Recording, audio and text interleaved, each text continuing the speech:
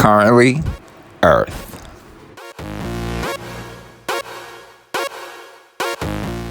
On July 2nd, in 1776, the Continental Congress voted for independence from Great Britain.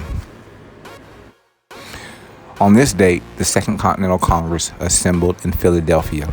The vote was unanimous, with only New York abstaining.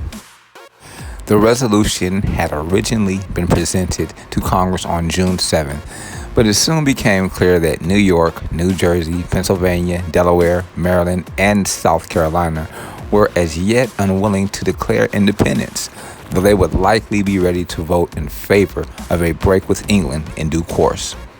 Thus, Congress agreed to delay the vote on Lee's resolution until July 1st. In the intervening period, Congress appointed a committee to draft a formal Declaration of Independence.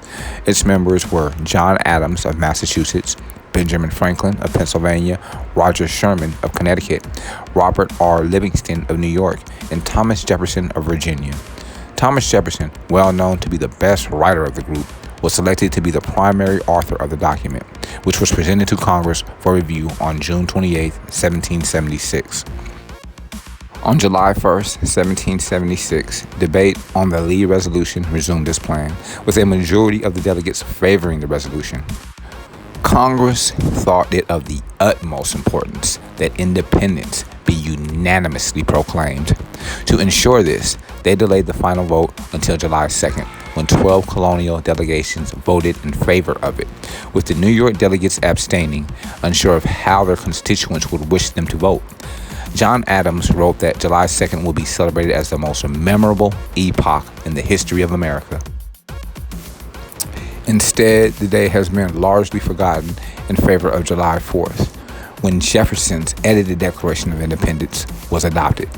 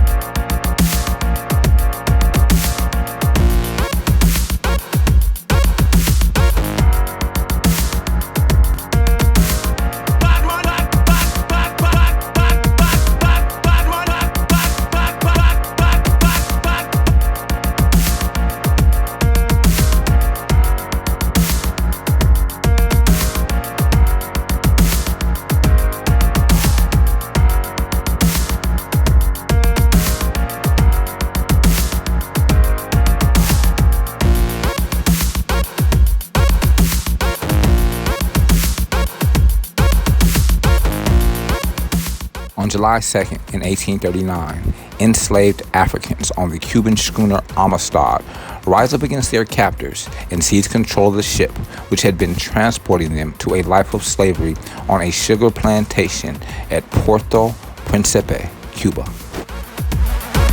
In 1807, the United States Congress joined with Great Britain in abolishing the African slave trade, although the trading of enslaved people within the United States was not prohibited.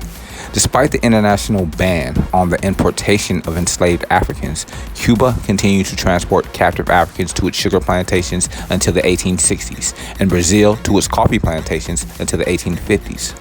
On June 28, 1839, 53 people recently captured in Africa left Havana, Cuba, aboard the Amistad schooner for a sugar plantation at Puerto Príncipe, Cuba. 3 days later, Singbe Pie, also known as Sinke, freed himself and the other enslaved people and planned a mutiny. Early in the morning on July 2nd, in the midst of a storm, the enslaved people rose up against their captors, and using sugarcane knives found in the hold, they began to fight for their freedom. As a result, the captain of the vessel and a crew member continued their eternity. 2 other crew members were either thrown overboard or escaped, and Jose Ruiz and Pedro Montes, the 2 Cubans who had purchased the enslaved people, were captured. Sinke ordered the Cubans to sail the Amistad east back to Africa. During the day, Ruiz and Montes complied, but at night they would turn the vessel in a northerly direction towards U.S. waters. After almost nearly 2 difficult months at sea, during which time more than a dozen Africans perished, what became known as the Black Schooner was first spotted by American vessels.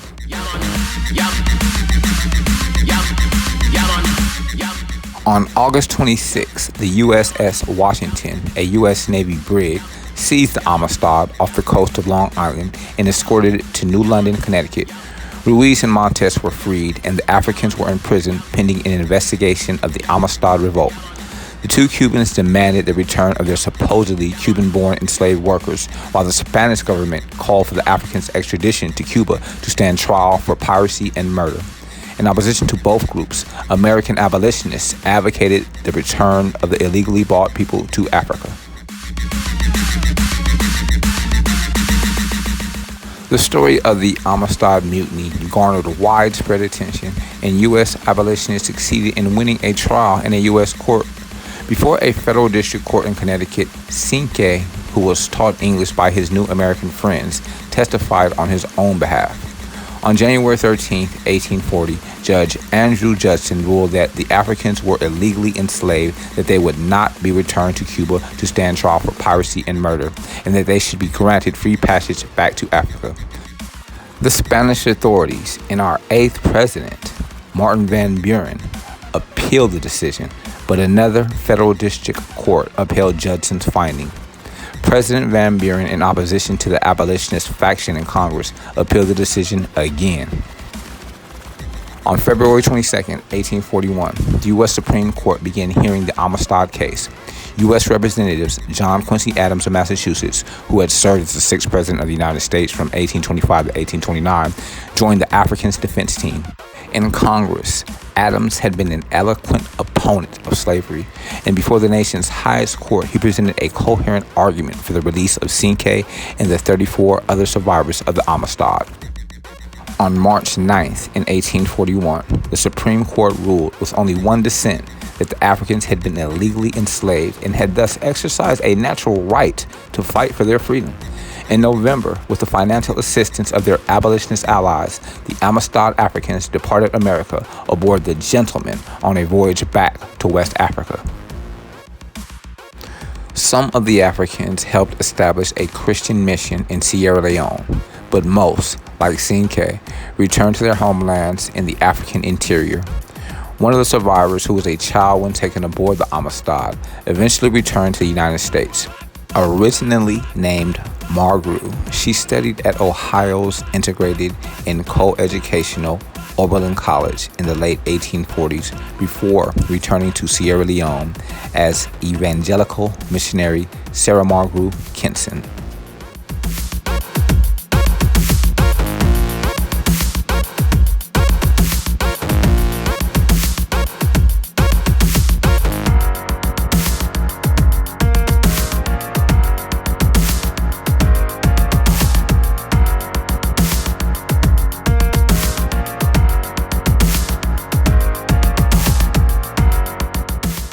In 1881, on July 2nd, after only 4 months into his administration, our 20th president, James A. Garfield, is shot as he walks through a railroad waiting room in Washington, D.C.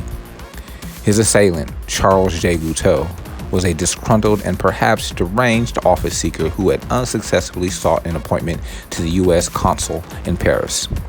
The president was shot in the back and the arm, and Guiteau was arrested.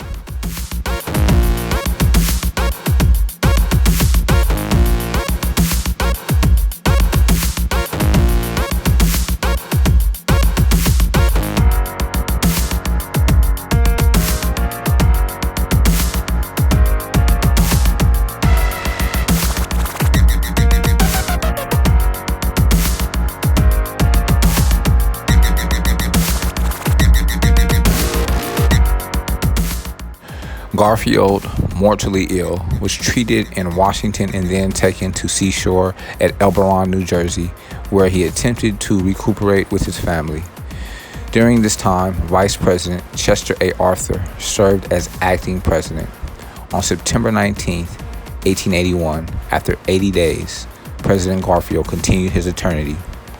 The following day, Arthur was inaugurated as the 21st President of the United States. Garfield had 3 funerals, one in Albeit, another in Washington, where his body rested in state in the Capitol for 3 days, and a third in Cleveland, Ohio, where he was buried. Charles Guiteau's murder trial began in November, and in January 1882, he was found guilty and sentenced to death. In June 1882, he was hanged at his jail in Washington and continued his eternity.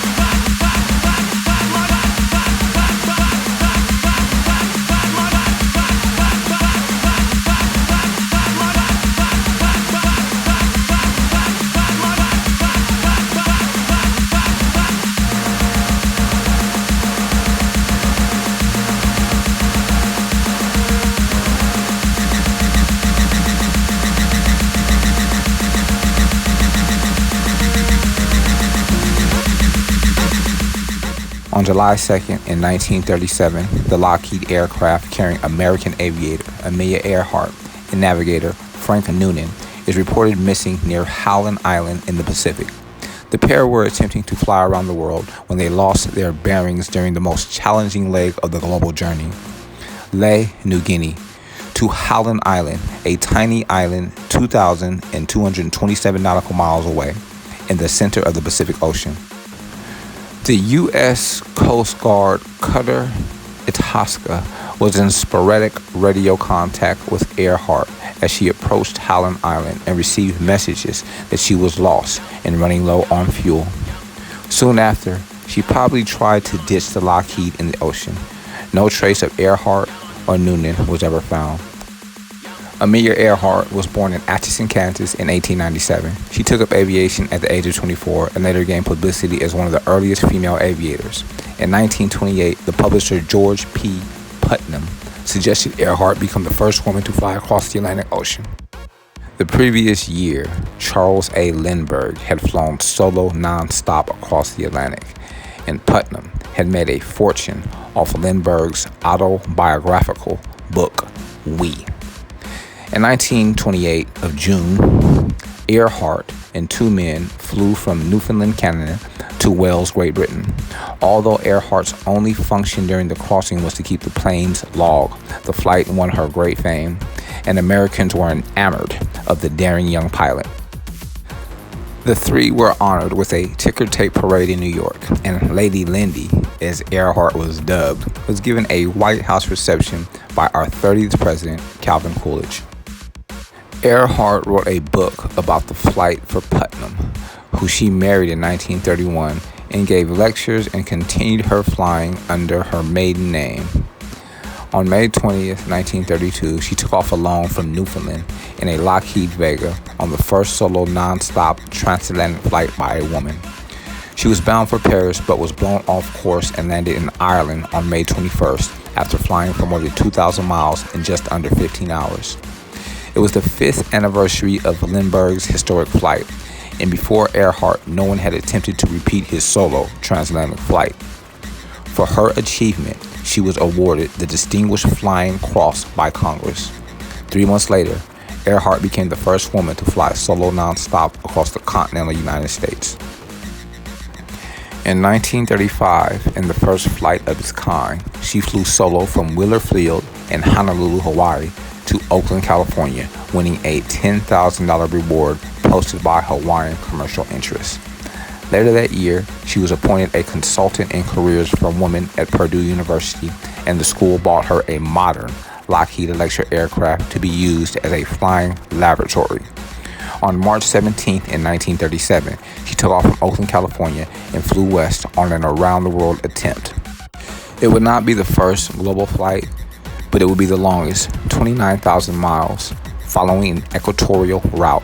Accompanying Earhart in the Lockheed was Frederick Noonan, her navigator, and a former Pan American pilot. After resting and refueling in Honolulu, Hawaii, the trio prepared to resume the flight. However, while taking off for Howland Island, Earhart ground looped the plane on the runway, perhaps because of a blown tire, and the Lockheed was seriously damaged. The flight was called off, and the aircraft was shipped back to California for repairs. In May, Earhart flew the newly rebuilt plane to Miami, from where Noonan and she would make a new around-the-world attempt, this time from west to east. They left Miami, Florida on June 1st, and after stops in South America, Africa, India, and Southeast Asia, they arrived at Lae, New Guinea on June 29th. About 22,000 miles of the journey had been completed, and the last 7,000 miles would be all over the Pacific Ocean. The next destination was Howland Island, a tiny U.S.-owned island that was just a few miles long. The U.S. Department of Commerce had a weather observation station and a landing strip on the island, and the staff was ready with fuel and supplies. Several U.S. ships, including the Coast Guard cutter Itasca, were deployed to aid Earhart and Noonan in this difficult leg of their journey. As the Lockheed approached Howland Island, Earhart radioed Itasca and explained that she was low on fuel. However, after several hours of frustrating attempts, two-way communication was only briefly established, and the Itasca was unable to pinpoint the Lockheed's location or offer navigational information.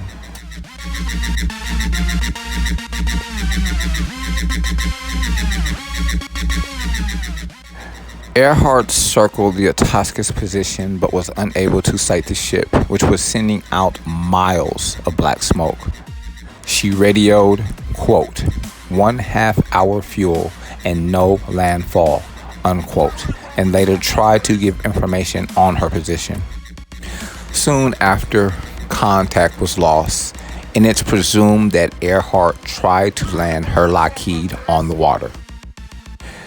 If her landing on the water was perfect, Earhart and Noonan might have had time to escape the aircraft with a life raft or survival equipment before it sank. An intensive search of the vicinity by Coast Guard and U.S. Navy found no physical evidence of the flyers or the plane.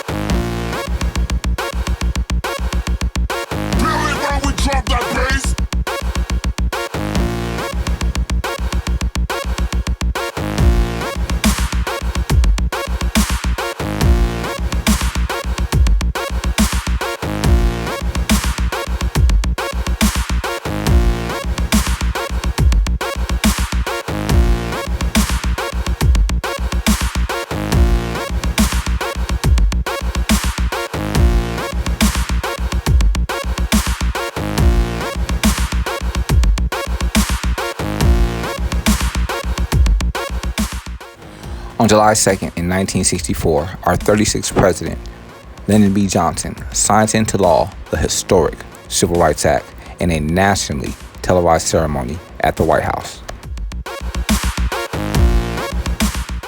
In the landmark 1954 case Brown versus the Board of Education, the U.S. Supreme Court ruled that racial segregation in schools was unconstitutional.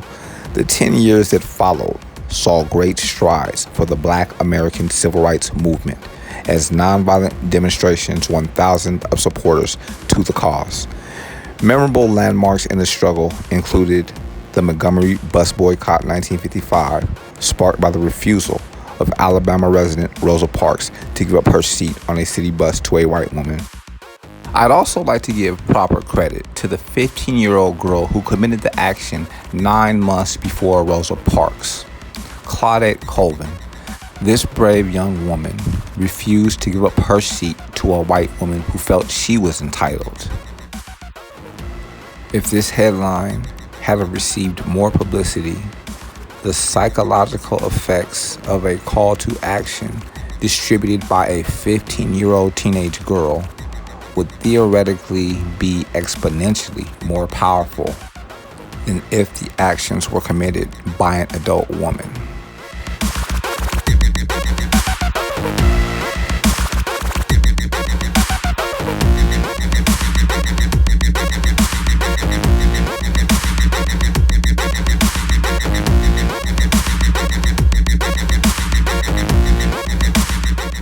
As the strength of the civil rights movement grew, our 35th president, John F. Kennedy, made passage of a new civil rights bill, one of the platforms of his successful 1960 presidential campaign. As Kennedy's vice president, Lyndon B. Johnson served as chairman of the President's Committee for Equal Employment Opportunities. The Civil Rights Act fought tough opposition in the White House in a lengthy, heated debate in the Senate before being approved in July 1964. For the signing of the historic legislation, Johnson invited hundreds of guests to a televised ceremony in the White House's East Room. After using more than 75 pens to sign the bill, he gave them away as mementos of the historic occasion, in accordance with tradition. One of the first pens went to Martin Luther King, leader of the Southern Christian Leadership Conference, who called it one of his most cherished possessions. Johnson gave 2 more to Senators Hubert Humphrey and Everett McKinley Dirksen, the Democratic and Republican managers of the bill in the Senate. The most sweeping civil rights legislation passed by Congress since the post-Civil War Reconstruction era, the Civil Rights Act prohibited racial discrimination in employment and education and outlawed racial segregation in public places such as schools, buses, parks, and swimming pools. In addition, the bill laid important groundwork for a number of other pieces of legislation, including the Voting Rights Act of 1965, which set strict rules for protecting the rights of Black Americans to vote, that have since been used to enforce equal rights for women as well as minorities and the LGBTQ people.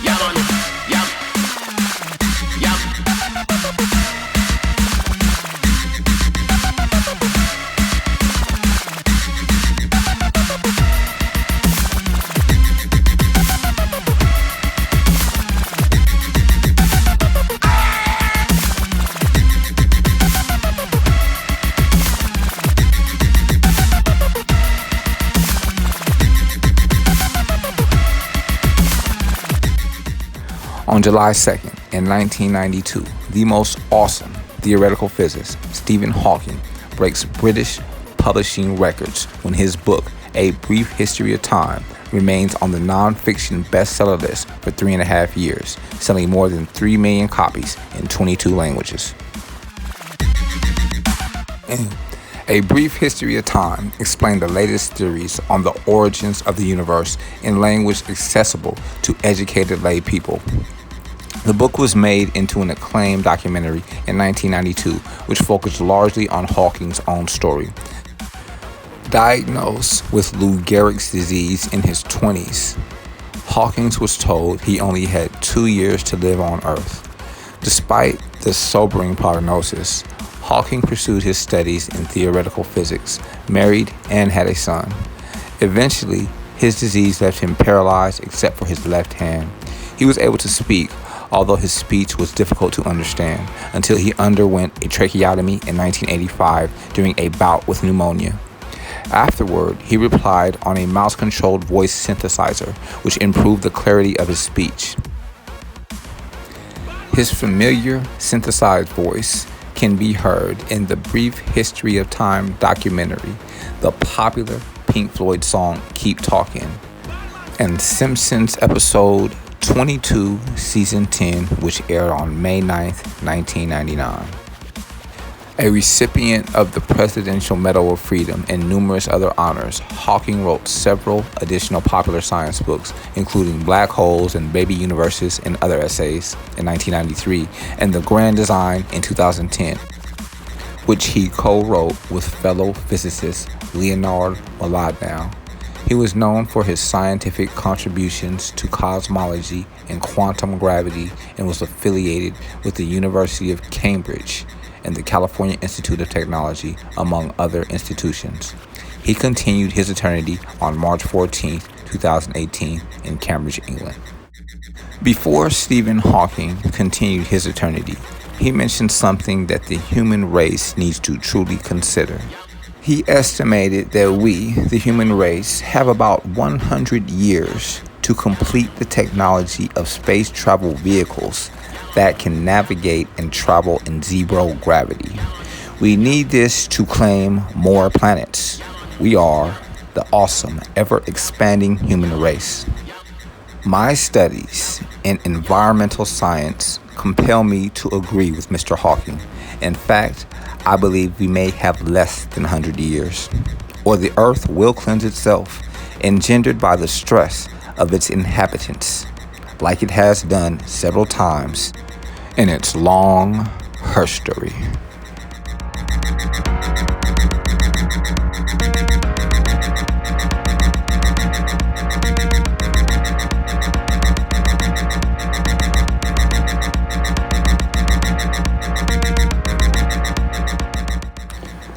Just for laughs, and how dare our Mother Nation.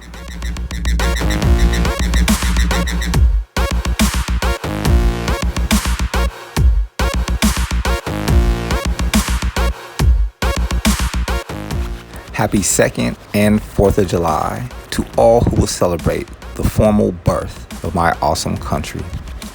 All historical information documented on this audio file can be verified on history.com.